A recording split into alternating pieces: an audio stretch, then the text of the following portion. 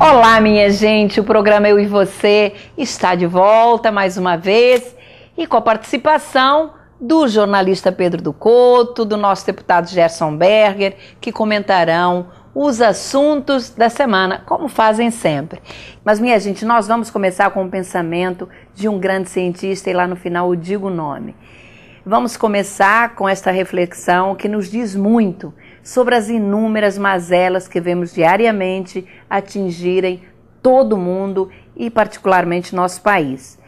Diz o pensamento: o mundo é um lugar perigoso de se viver, não por causa daqueles que fazem mal, mas sim por causa daqueles que observam e mesmo assim deixam o mal acontecer. Este pensamento é do grande cientista Albert Einstein, um judeu alemão que foi o criador da teoria da relatividade. Olhem, ele se aplica muito aos dias que vivemos hoje, porque infelizmente eu acho que um dos maiores males da humanidade é sem dúvida a omissão. E agora vamos para o nosso programa, que tem muitas novidades. Nós traremos para vocês um trabalho que realiza o Hospital Albert Einstein em São Paulo com jovens que fazem uso do álcool. Falaremos também da CPI lá em Brasília, por conta de todo aquele escândalo que envolve parlamentares, governadores e também, claro, o contraventor Carlinhos Cachoeira. Também falaremos do assassino norueguês que lá em julho do ano passado assassinou 77 pessoas e o seu julgamento está acontecendo esta semana lá na Noruega. E ainda falaremos que Israel proibiu a entrada em seu território de ativistas que se dirigiam para a Cisjordânia. Mas começaremos o programa de hoje mandando um beijo muito carinhoso para uma pessoa muito querida. Agradecendo a nossa querida fadista e grande amiga Maria Alcina, nosso Rouxinol, pela organização do encontro realizado no sábado retrasado e que contou com a presença de um grupo seleto de irmãos portugueses. A todos o nosso mais profundo agradecimento por tanto carinho. Especialmente, como eu disse há pouco, a nossa querida Maria Alcina. E falando em Portugal, portugueses, aproveito também para fazer referência a uma entrevista do primeiro-ministro de Portugal, Pedro Passos Coelho, à revista Veja, e que muito me impressionou, quando numa atitude de coragem fala das dificuldades encontradas hoje pela nação portuguesa. Assume como se fosse de sua responsabilidade as más decisões tomadas no uso de verbas em projetos e obras públicas mal selecionadas, assim como também o aumento de impostos para o gasto com obras de pouco valor. Falou na privatização de empresas estatais, como a TAP, aeroportos, correios, setores energéticos e até um canal de televisão, justificando que os portugueses reconhecem que o Estado não foi um bom gestor e que o programa de governo de seu antecessor, que era socialista, o José Sócrates, já previa estas privatizações. Sabe, Gerson e Pedro, uma das coisas que mais me chamou a atenção no primeiro-ministro Pedro Passos Coelho foi sua firmeza e decisão em apertar os cintos, inclusive em mexer na rede assistencialista portuguesa, além de ter também acabado com 4 feriados, vejam só, alegando que os portugueses precisam ser mais produtivos, eficientes e competitivos. O primeiro-ministro descartou também qualquer possibilidade ou hipótese de abandono do euro, que poderia ser trocado por uma outra moeda, deixando claro que o futuro de Portugal está conectado à Europa. A certeza de resultado positivo que ele imprime às suas propostas nos traz a esperança de solução para a crise de hoje e nossa torcida enorme pelo sucesso do nosso querido Portugal. Claro, ele estará no Brasil participando do Rio+20 no próximo dia 20 de junho. Se Deus quiser, lá estarei para cumprimentá-lo. E agora vamos para um assunto aqui do nosso Brasil, que é motivo de grande preocupação para os pais: o consumo excessivo de álcool pelos nossos jovens. O sinal de alerta soou no pronto-socorro de pediatria do Hospital Albert Einstein, um dos mais conceituados de São Paulo. Os pediatras de plantão são chamados para atender adolescentes que chegam na emergência, principalmente às sextas e sábados, devido ao consumo abusivo de álcool. Muitos meninos e meninas na faixa etária de 13, 14 anos e até mesmo de 12 chegam inconscientes, alguns em coma, correndo risco de morte. No Albert Einstein, esses jovens com menos de 16 anos são encaminhados à pediatria, que a partir deste mês tem um protocolo especial de atendimento. Os cuidados não são apenas clínicos. Os pais, por exemplo, recebem orientação sobre os riscos do álcool na adolescência. Nos casos mais graves, o jovem fica internado ou até mesmo pode precisar de recursos de UTI.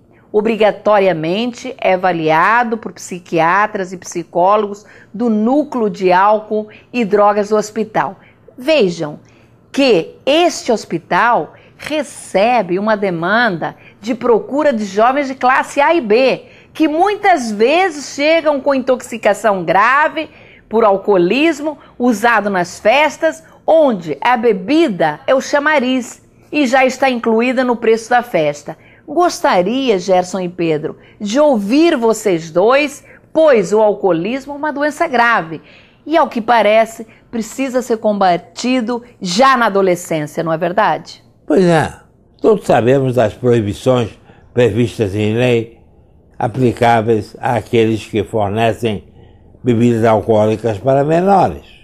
No entanto, segundo o Hospital Albert Einstein, há unanimidade entre os jovens ao afirmarem que nas baladas há bebidas alcoólicas de sobra, o que é um alerta às nossas autoridades para que apertem os cercos nessas festas e punam quem tiver que ser punido.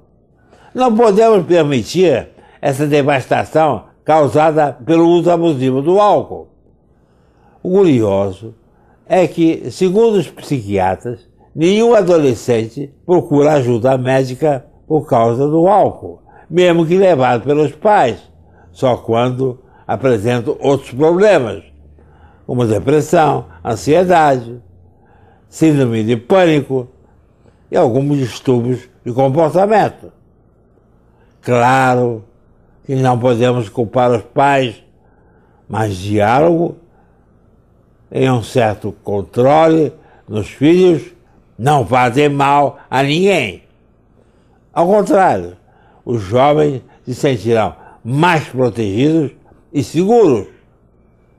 Segundo estatística, as meninas consomem bebidas alcoólicas na mesma proporção que os meninos, não sabendo às vezes o quanto bebem.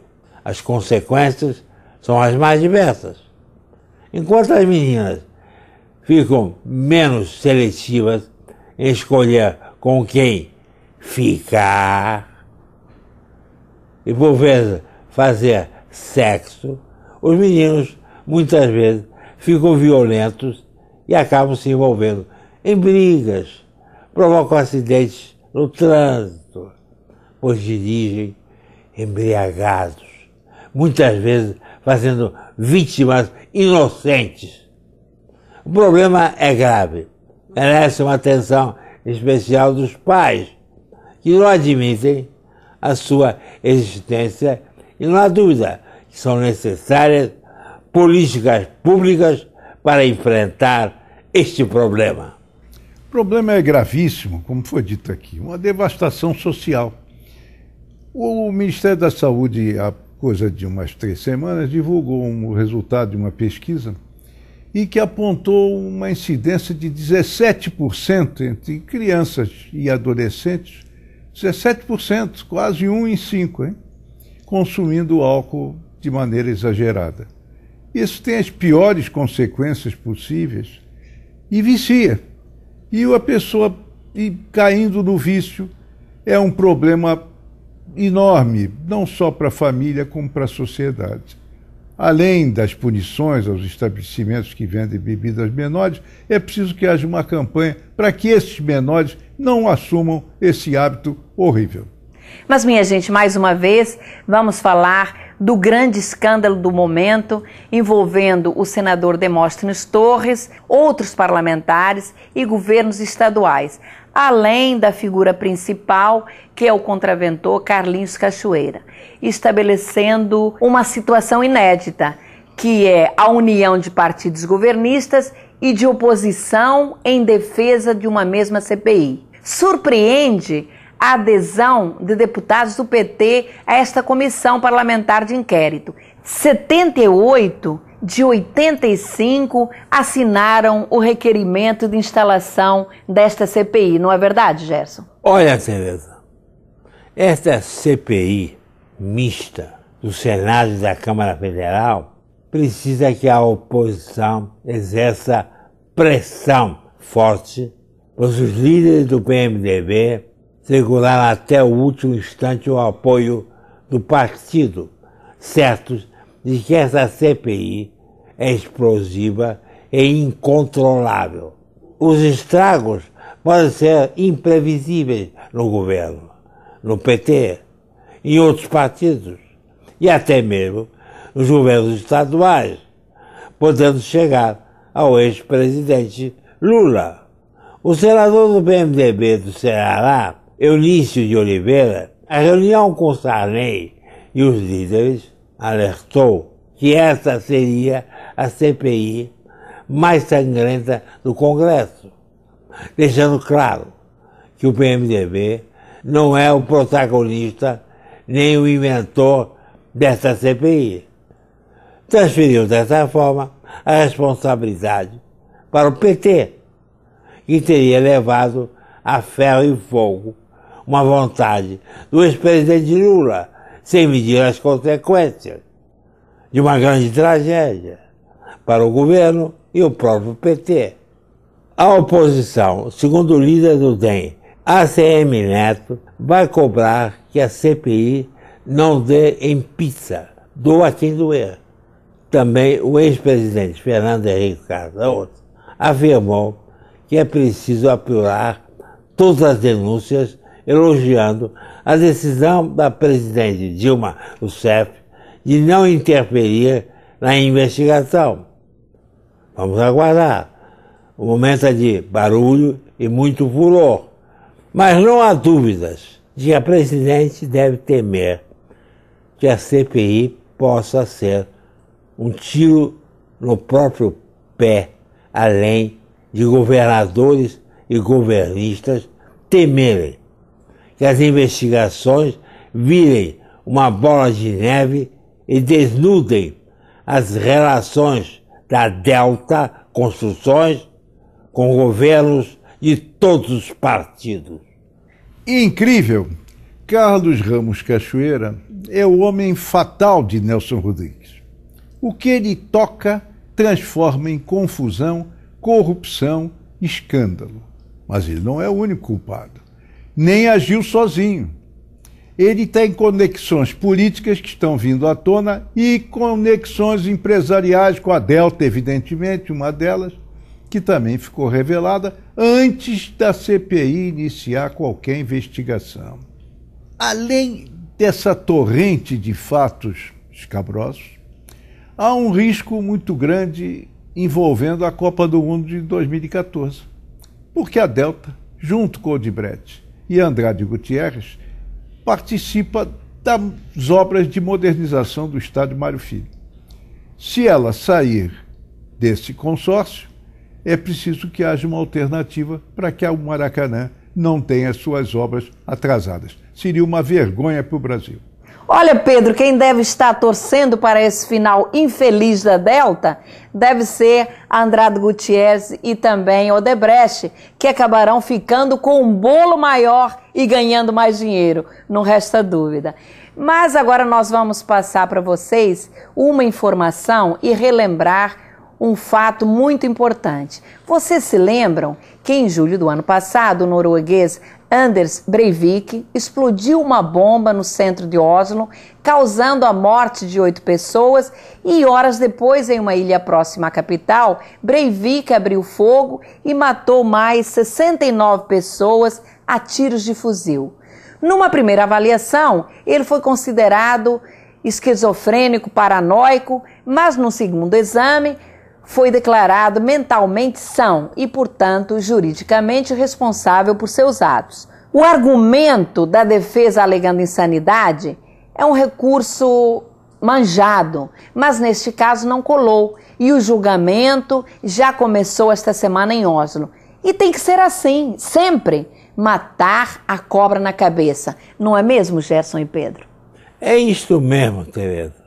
E olha que o covarde e monstro Anders Breivik não demonstrou nenhum arrependimento pelo assassinato de nenhuma das 77 mortes que causou, sendo a maior das atrocidades da história da Noruega desde a Segunda Guerra Mundial. Veja que o criminoso cara de pau alegou que naquele 22 de julho do ano passado, ao colocar o carro-bomba no centro de Oslo, matando 8 pessoas, e abrir fogo numa ilha, num encontro de jovens, matando outras 69 pessoas, agiu em legítima defesa e que não se considerava culpado. Antes de realizar os ataques, o assassino colocou na internet um vídeo justificando seus atos com uma reação à islamização da Europa e à esquerda multiculturalista. Este ultradireitista, se condenado, poderá pegar uma pena de 21 anos, que é a máxima da Noruega, mas pode ser prorrogada se ele for considerado uma ameaça à sociedade. O que, diga-se de passagem, para quem tirou a vida 77 pessoas, é muito pouco. Atrás de tudo, atrás das mãos do assassino da Noruega, está o ovo da serpente do nazismo. Porque, observem bem a saudação que ele fez no tribunal de Oslo ao se defender e ao dizer que não se arrependia. Ele fez a saudação hitlerista, só que com o punho fechado, fanático, nazista, esquecendo que esta posição foi para o esgoto da história no dia 8 de maio de 1945. Falar em multiculturalismo esquerdista é ignorar, por exemplo, o que está se passando hoje na França das eleições para primeiro turno para presidente da República. A esquerda disputa com o centro conservador e com a extrema-direita numas eleições livres e pacíficas. Pedro, para mim, cai Marine Le Pen, extrema-direita, e ganha a eleição na França o Partido Socialista. Muito curioso, o socialismo em queda praticamente no mundo todo, mas, ao que tudo indica, renasce na França. E nós agora vamos passar para o Oriente Médio. O primeiro-ministro de Israel, Benjamin Netanyahu, não ficou nada satisfeito com o resultado da reunião em Istambul do grupo 5+1, formado pelos Estados Unidos, Rússia, China, França, Grã-Bretanha e Alemanha com o Irã. Representantes desses 6 países chamaram de positiva a reunião e marcaram um encontro para o dia 23 de maio em Bagdá. Mas para Netanyahu, o país persa ganhou mais 5 semanas para continuar o enriquecimento de urânio. O premier de Israel defende a intervenção imediata naquele país e eu acho que ele tem toda a razão. Ele sabe o perigo que isto representa, pois o enriquecimento de urânio pode ser usado tanto na produção de energia para fins pacíficos quanto de armas nucleares. E no caso do Irã, a segunda opção é mais real, o que representa uma séria ameaça à segurança e à existência do Estado judeu. Eu, Gerson e Pedro, ainda falando em Israel, também, mais uma vez, o primeiro-ministro Netanyahu, com quem nem sempre concordamos, mas não podemos deixar de destacar suas posições enérgicas e corajosas. Vejam, por exemplo, no domingo passado, 40 ativistas foram detidos no aeroporto de Ben Gurion, em Tel Aviv, quando tentavam entrar em Israel para ir aos territórios palestinos na Cisjordânia. O mesmo aconteceu com 9 israelenses militantes pacíficos que aguardavam esses ativistas para recepcioná-los. E Netanyahu reagiu questionando: o que estão fazendo aqui? Se querem checar a situação dos direitos humanos, deveriam ir à Síria.